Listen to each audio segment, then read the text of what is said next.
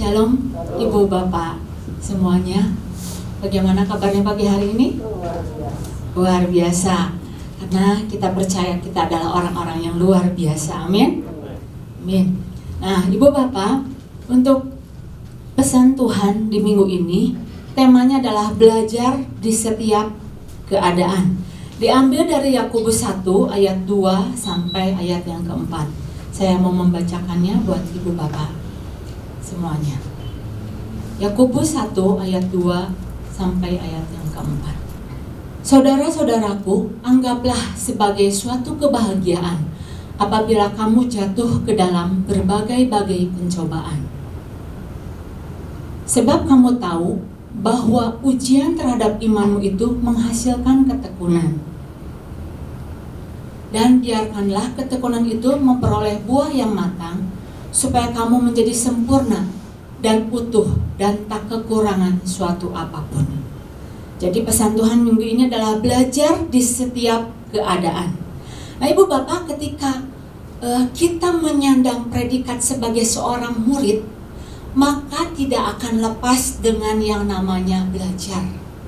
Tidak akan lepas dari yang namanya diajar, mengajar, ada pembelajaran. Dan kenapa kita harus belajar, Ibu Bapak? Pernah nggak kita bertanya, kenapa kita harus belajar?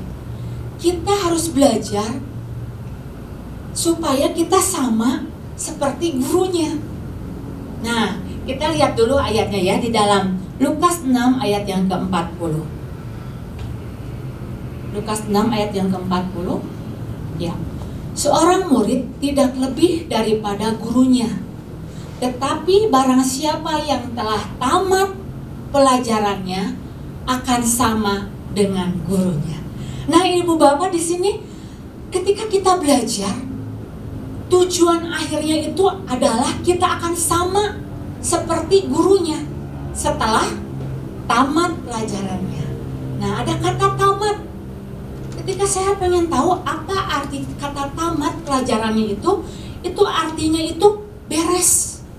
Udah dibereskan, udah dibersihkan, udah pulih, udah ditambah-tambahkan, sudah diperlengkapi, maka kita akan sama seperti gurunya.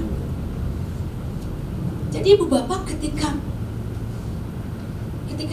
ada satu masalah mungkin datang kepada kita, dan kemudian kita beres dengan masalah itu, ketika tantangan itu datang kepada kita, dan kemudian kita ditambah-tambahkan, ketika kita ada problema dalam kehidupan kita dan kemudian kita dipulihkan, maka hasil akhirnya itu kita akan sama seperti gurunya. Jadi tujuan belajar itu tujuan akhirnya akan sama seperti gurunya. Sama dalam apanya? Dalam gaya hidupnya, sama di dalam cara hidupnya, sama di dalam cara pemikirannya, sama dalam cara dia mengambil keputusannya, sama dalam cara dia memenuhi panggilannya. Namun sayangnya Ibu Bapak, didapati masih ada orang-orang yang percaya ketika menerima tantangan atau masalah, dia bukan belajar, dia malah lari dari yang namanya masalah tersebut. Karena bagi dia belajar itu adalah, bagi dia masalah itu adalah sesuatu hal yang menghalangi, yang menghambat dia untuk dia tidak bisa sampai pada tujuannya. Jadi ada satu bagi dia itu satu permasalahan, satu hambatan kalau dia ketemu sama masalah. Nah, Ibu Bapak, pagi hari ini saya ingin setiap kita mau mulai memiliki satu pemahaman yang diperbaharui. Ketika kita ketemu sama masalah, seperti dalam tadi Lukas 6 ayat yang 40 dikatakan bahwa kita ketemu masalah, oh, saya sedang disamakan supaya menjadi sama dengan gurunya. Ada satu pemahaman yang diubahkan, satu pemahaman yang diingatkan kembali bahwa ketika kita ketemu masalah, kita itu sedang dibawa untuk menjadi sama dengan gurunya. Jadi walaupun setiap kehidupan kita mungkin kita berpikir gini, kehidupan yang kita jalani itu jangan berpikir seperti jalan tol. Jalannya enak, mulus, nyaman, gak berbatu-batu, bebas hambatan, cepat sampai tujuan. Tidak seperti begitu kehidupan di dalam kita mengikut Tuhan. Kadang kehidupan kita yang harus kita jalani itu kita berjalan harus naik, capek, dan kita harus turun. Ketemu dengan perempatan-perempatan, kita harus berhenti. Kita harus ambil keputusan ke kiri apa ke kanan. Ada kalanya kita juga harus ketemu sama jalan-jalan yang licin, yang membuat kita harus berhati-hati. Nah itulah yang menjadi pesan Tuhan di minggu ini, Ibu Bapak, bahwa setiap permasalahan yang diperhadapkan kita, jangan sampai kita hanya bilang Tuhan lalukan, Tuhan lewatkan, pengennya tuh cepat berlalu. Tetapi kita bisa belajar, yang Tuhan mau kita belajar dari setiap permasalahan yang terjadi dalam kehidupan kita. Nah, kemarin sudah disampaikan, jadi apa yang bisa kita pelajari ketika kita belajar dari setiap masalah. Belajar untuk menangkap suatu pelajaran penting di balik setiap peristiwa yang terjadi. Itu poin yang pertama. Kemudian kita bisa belajar menghadapi peristiwa. Menghadapi peristiwa dengan sikap yang benar. Jadi intinya Ibu Bapak, fokus kita bukan hanya lagi kepada masalahnya yang besar, tapi fokus kita kembali lagi. Kita diingatkan, oh ketika kita ketemu dengan masalah, kita sedang dibawa untuk menjadi sama seperti gurunya. Nah, pagi hari ini saya mau membagikan apa yang bisa kita pelajari ketika kita mau belajar dari setiap keadaan. Poin yang pertama yang saya mau bagikan adalah belajar untuk menjadi juara kehidupan. Di dalam Yakobus 1 ayat yang keempat. Demikianlah firman Tuhan. Dan biarkanlah ketekunan itu memperoleh buah yang matang, supaya kamu menjadi sempurna dan utuh dan tak kekurangan suatu apapun. Saya mau membagikan sedikit latar belakang dari Yakobus menulis surat ini. Surat ini adalah dia tujukan kepada orang-orang anak-anak Tuhan di perantauan pada waktu itu yang dia mengalami satu tekanan atas imannya. Bahkan Yakobus membuka dengan kalimat, anggaplah sebagai satu kebahagiaan. Jadi Yakobus itu sedang memberikan satu motivasi, sedang memberikan satu semangat kepada mereka. Ayo, ketika kamu menghadapi, ketemu dengan masalah atau tantangan, anggap sebagai satu kebahagiaan. Anggap sebagai satu yang akan membawa kamu itu menjadi sesuatu yang lebih baik lagi.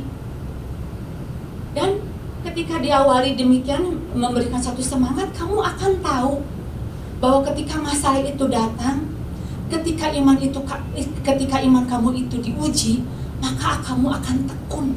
Dan hasil dari ketekunan itu adalah apa? Buah yang matang. Kamu akan menjadi sempurna. Kamu akan menjadi utuh itu sehat. Kamu tidak akan kekurangan satu apapun. Ini hal-hal yang didapat ketika Yakobus berkata menguatkan jemaatnya pada waktu itu. Nah Ibu Bapak, ketika kita tahu bahwa kita didapati bahwa kita itu harus belajar, maka ada sebuah proses yang harus kita lalui. Nah, kemarin kita udah tahu ya, yang namanya sekolah kehidupan ya. Setiap hari kita bisa belajar banyak hal. Karena kehidupan kita itu penuh dengan pembelajaran. Bahkan firman Tuhan katakan, ayo perhatikan bagaimana kamu hidup. Jangan seperti orang bebal, pergunakan waktu yang jahat. Karena hari-hari ini adalah hari-hari pergunakan waktu-waktu ini. Karena hari-hari ini adalah hari yang jahat. Jadi ini adalah satu sekolah supaya kita diingatkan lagi, perhatikan lagi bagaimana kamu membangun hidup, bagaimana kamu menata kehidupanmu. Jadi ketika kita tahu bahwa ada sekolah kehidupan, maka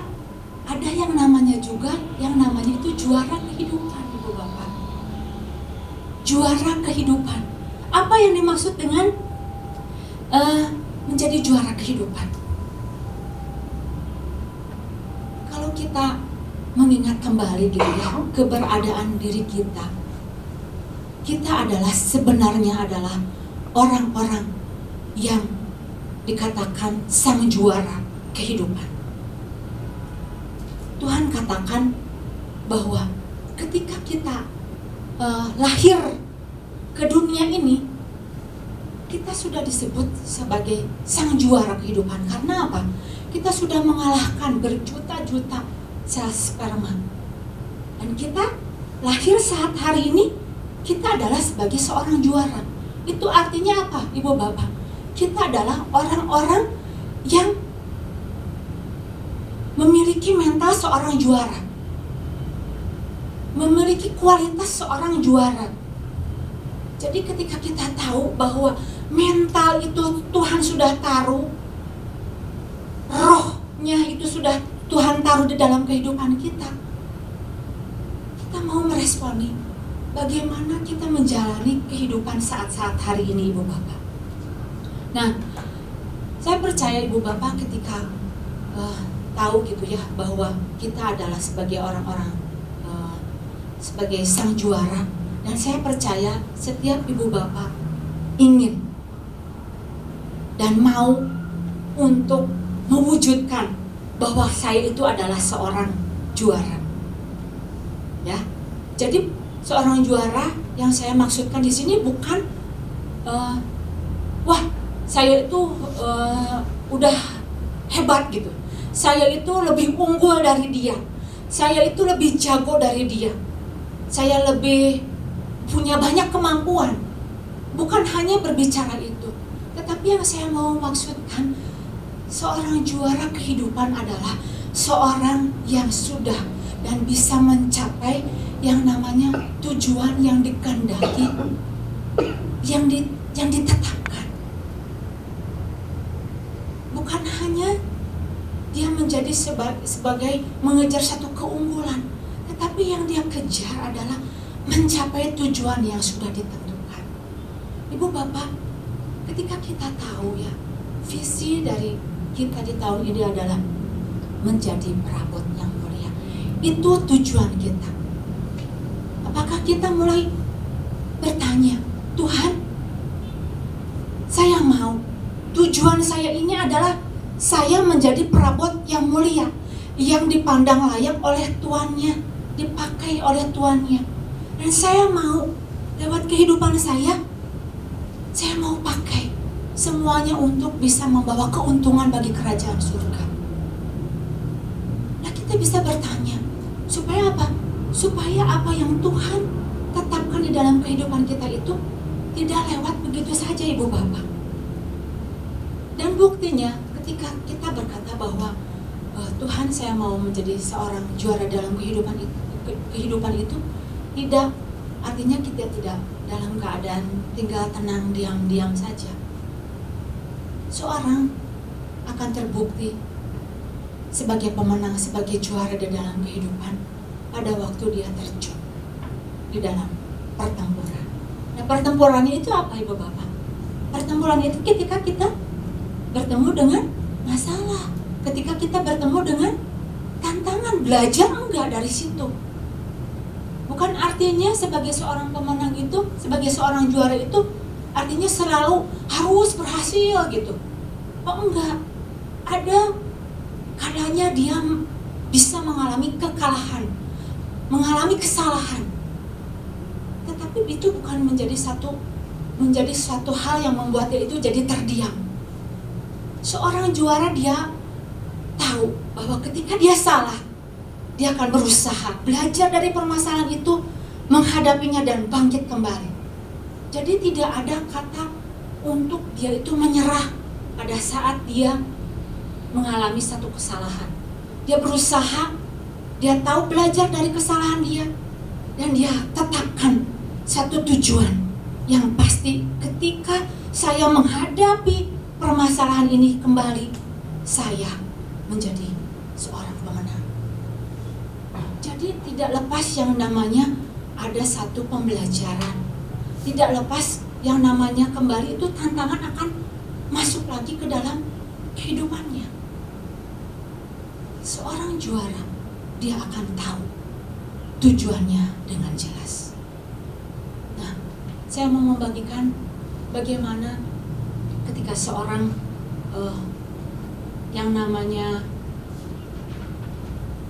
di sini dikatakan bahwa Florence Kodwick gitu ya, seorang wanita Amerika pada waktu itu dia menetapkan dirinya bahwa saya harus menjadi seorang wanita yang menaklukkan yang namanya Selat Katarina.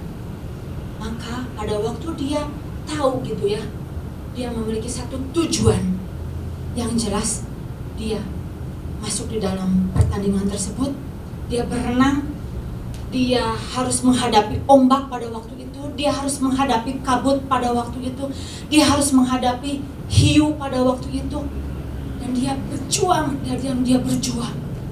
Namun ibu bapak, di garis yang ke-33 dari 35 km, dia gagal, dia kecapean, dia lelah pada waktu itu. Ya, akhirnya nggak sampai di situ ibu bapak. Tahun depan dia mendaftarkan kembali dengan tekadnya yang bulat, dengan satu ketetapan. Tujuan saya adalah menjadi seorang wanita yang bisa menaklukkan Selat Katarina. Dan ketika dia tahu tujuannya, tantangan itu datang kembali pada dia gitu ya, dia ingat, oh di titik ini pada waktu itu saya punya kelemahan, dan di titik itu juga dia sudah memperlengkapi, sudah mempersiapkan, dan akhirnya dia bisa menyelesaikan pertandingan tersebut dan menjadi seorang wanita pertama yang menaklukkan Selat Katarina, menjadi seorang wanita yang membawa piala kejuaraan pada waktu itu.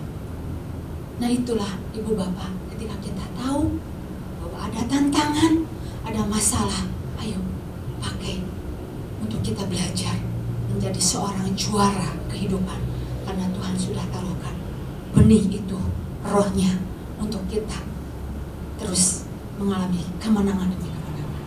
Poin yang pertama yang saya mau membagikannya adalah itu. Kemudian hal yang kedua adalah ketika kita mau belajar di setiap keadaan, belajarlah untuk mengindahkan didikan dari Tuhan. Sama diambil dari Yakobus 3 ayat yang Yakobus 1 ayat ketiga sampai ayat yang keempat.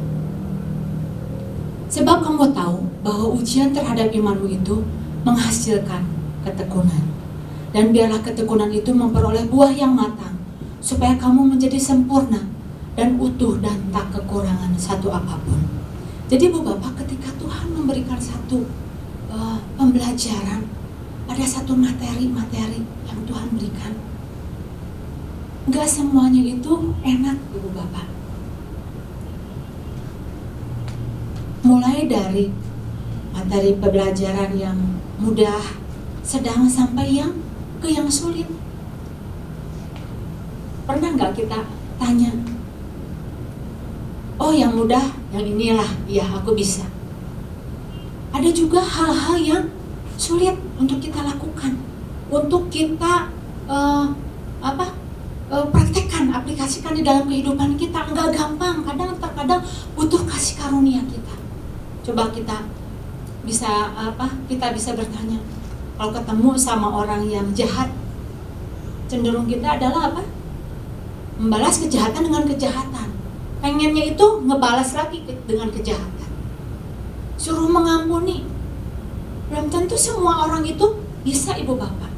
Perlu di sini berjuang lagi mengasihi. Kalau mengasihi orang yang baik sama kita itu gampang. Tapi kalau ketemu sama orang yang udah salah, gak mau ngaku salah, udah melakukan kesalahan gitu ya, merasa dirinya itu benar, kita harus menerima, kita harus mengasihi dia, itu nggak gampang Ibu Bapak.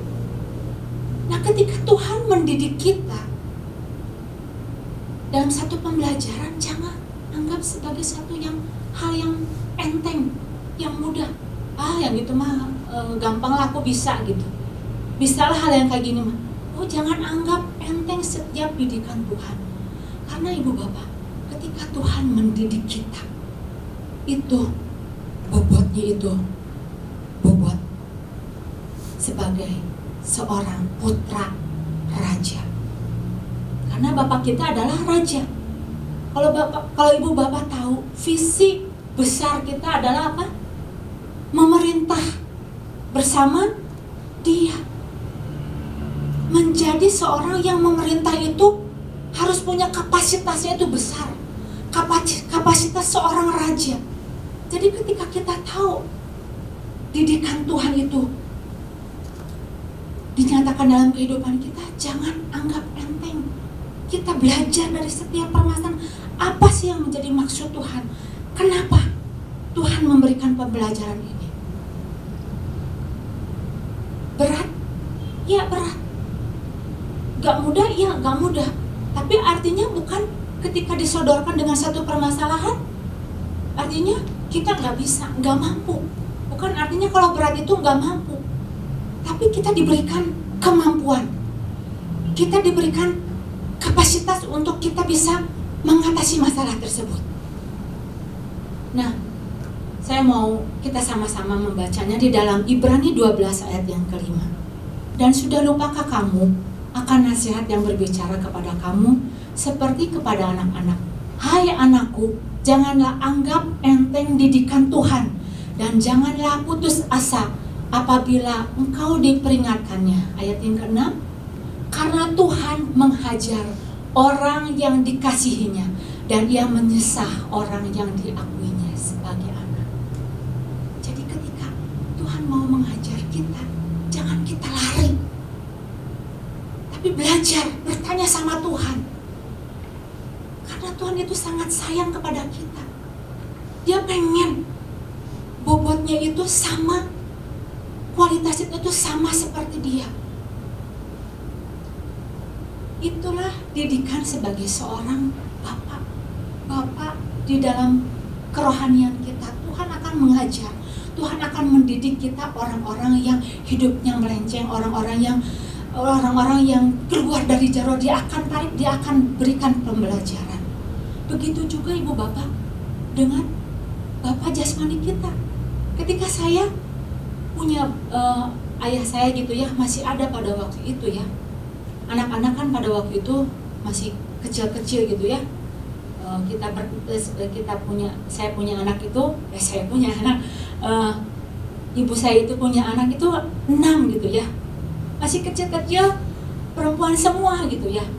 Nah selalu ribut. Kalau anak kecil itu kan egonya tinggi gitu, nggak mau ngalah, kakaknya nggak mau kalah, adiknya rewel gitu ya. Kakaknya disuruh ngalah, adiknya ogoh-ogohan gitu ya. Nah jadi ayah saya tuh pada waktu itu marah, tiap hari ribut gitu, nggak mau ngalah. Sampai akhirnya satu titik ketika nggak mau pada ngalah kayak gitu, emosi nih. Papa saya itu langsung, yang dia lakukan bukan yang mukulin gitu ya, jebret gitu, dipukulin enggak gitu ya, enggak secara fisik gitu, tapi dibawa. Anak-anak itu dibawa, empat itu dibawa pada waktu itu ke sumur gitu ya. Sumur bukan mau dicemplungin gitu ya.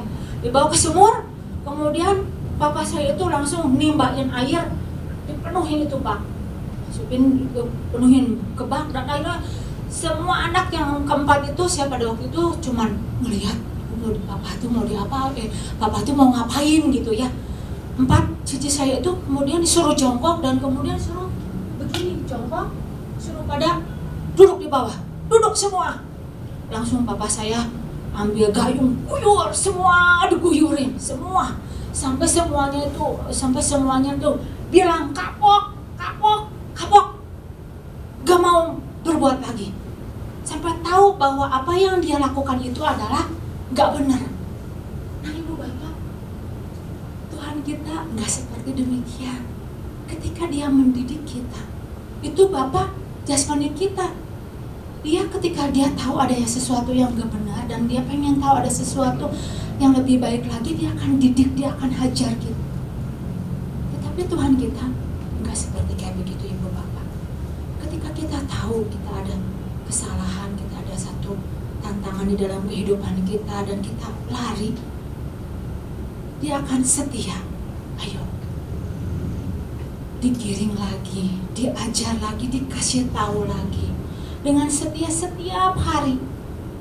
Gak nurut pagi hari ini, gak ngedenger pagi hari ini, dia akan datang lagi menjumpai kita. Mungkin pada saat kita doa, pada saat kita renungkan firman, gak ngerti lagi ketemu masalah ini, dia akan datangin lagi. Jadi Ibu Bapak, di sini ketika kita tahu bahwa ada satu pembelajaran yang harus kita lakukan, mari belajar dari setiap kehidupan. Karena pembelajaran itu tidak akan selalu datang terus. Ada waktunya kita belajar, ada waktunya kita akan berhenti. Pakailah setiap kesempatan di hari-hari kita untuk kita menjadi lebih baik lagi lewat permasalahan yang diperhadapkan kepada kita. Ibu Bapak, demikian firman Tuhan yang saya bagikan. Yang pertama, ketika kita menghadapi permasalahan, belajar untuk kita menjadi seorang juara kehidupan dan belajar untuk tidak menganggap enteng dari apa yang menjadi didikan Tuhan. Puji Tuhan, Tuhan Yesus memberkati.